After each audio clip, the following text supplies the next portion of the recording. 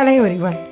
இது பார்த்தீங்கன்னா அம்ஜிக்கரைக்கு ஆப்போசிட்டில் இருக்க ஒரு ஏரியா பிபி கார்டன் சொல்லிட்டு.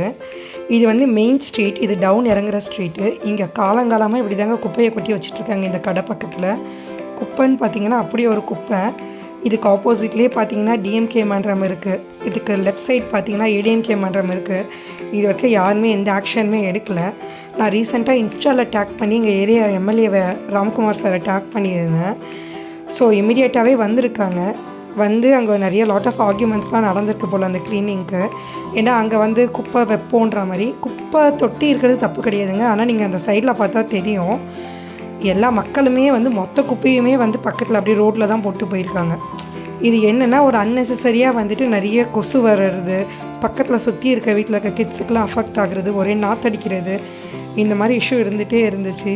நான் இதுக்கு ப்ரீவியஸாகவுமே நான் ஒரு தடவை கம்ப்ளைண்ட் பண்ணியிருந்தேன்.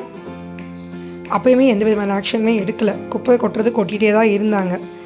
சரி, ஓகே, இப்போ ஆட்சி மாறி இருக்கே, நம்ம பக்கம் நம்ம ட்ரை பண்ணலாம் அப்படின்னு சொல்லிட்டு நானுமே இன்ஸ்டாவில் ஒரு ஸ்டோரியும் போட்டிருந்தேன்.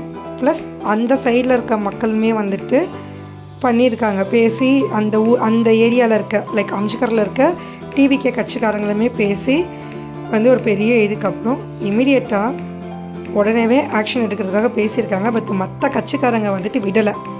ஏன்னா இவங்க பண்ணிட்டாங்கன்னா அது அவங்களுக்கு ஒரு ஈகோ இஷ்யூவாக இருக்குன்றதுனால மற்ற கட்சிக்காரங்க அலோவ் பண்ணல. பட் இவங்க விடாமல் நின்று ஆர்கியூ பண்ணி நாங்கள் க்ளீன் பண்ணி தான் ஆகும் அப்படின்னு சொல்லிட்டு ஆர்கியூ பண்ணி இம்மிடியேட்டாக நைட்டாக க்ளீன் பண்ணுறவங்கள வர வச்சு சூப்பராக க்ளீன் பண்ணிட்டாங்க.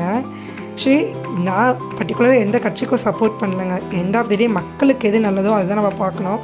தெரியுதுங்களா, நைட்டாக வந்து ப்ராப்பராக க்ளீன் பண்ணிட்டாங்க. அவ்வளோ ஒரு குப்பைங்க, அப்படி ஒரு நாத்தடிக்கும்.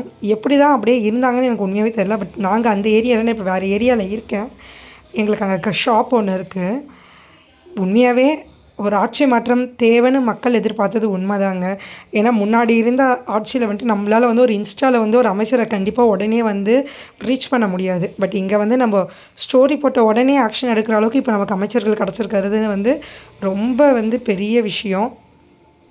ஏன்னா நான் எக்ஸ்பெக்ட் பண்ணவே இல்லை. அவர் இமீடியட்டாகவும் எனக்கு ரிப்ளை பண்ணார். உடனேவும் ஆக்ஷனும் எடுத்துட்டாங்க. நல்லா கிளியராக ஆக்ஷன் எடுத்திருக்காங்க. அங்கே வந்து போர்டு வச்சுட்டாங்க, குப்பை கொட்டக்கூடாது சொல்லிவிட்டு. கயிறுமே நல்லாவே கட்டிட்டாங்க, யாரும் தாண்டி போய் குப்பைலாம் கொட்டக்கூடாது, மீறினா சட்டப்படி ஆக்ஷன் எடுப்போனும் பண்ணியிருக்காங்க. நான் இப்போ இது வந்து ஆக்சுவலி லாஸ்ட் வீக் நடந்தது. நான் நேற்றுமே கூட போயிருந்தேன். லைக் நேற்று இருந்த மீன்ஸ் நேற்று 21 ஜூலையுமே போயிருந்தேன். எந்த விதமான குப்பையுமே அங்கே இல்லைங்க. மக்களுமே அதை அப்படியே மெயின்டைன் பண்ணிகிட்டே வராங்க. ஆக்சுவலி இது ரொம்பவே ஒரு நல்ல விஷயம். ப்ளஸ் உங்கள் ஏரியாவிலே எதனா ப்ராப்ளம் இருந்துச்சுன்னா கண்டிப்பாக நீங்களும் உங்கள் ஏரியா எம்எல்ஏவை டேக் பண்ணி கேளுங்க. ஏன்னா இப்போ ஆக்ஷன் கொஞ்சம் குயிக்காக எடுத்துகிட்டு இருக்காங்க. ஸோ நமக்கு எண்ட் ஆஃப் த டே மக்களுக்கு சேவ் பண்ண தான் அவங்க வந்திருக்காங்க. ஸோ நமக்கு சேவ் பண்ண வந்தவங்ககிட்ட நம்மளோட குவரியை நம்ம கண்டிப்பாக கேட்கலாம், தப்பு கிடையாது. இதில் இன்னொரு விஷயம் என்னென்னா, நான் இன்ஸ்டாவில் கம்ப்ளைண்ட் பண்ண ரீசனுக்காக எங்கள் ஏரியா எம்எல்ஏ எனக்கு இன்ஸ்டாவில் உடனேவே டேக் பண்ணி அனுப்பியிருந்தார். இப்போ அந்த ஏரியா அப்படி இருக்குது.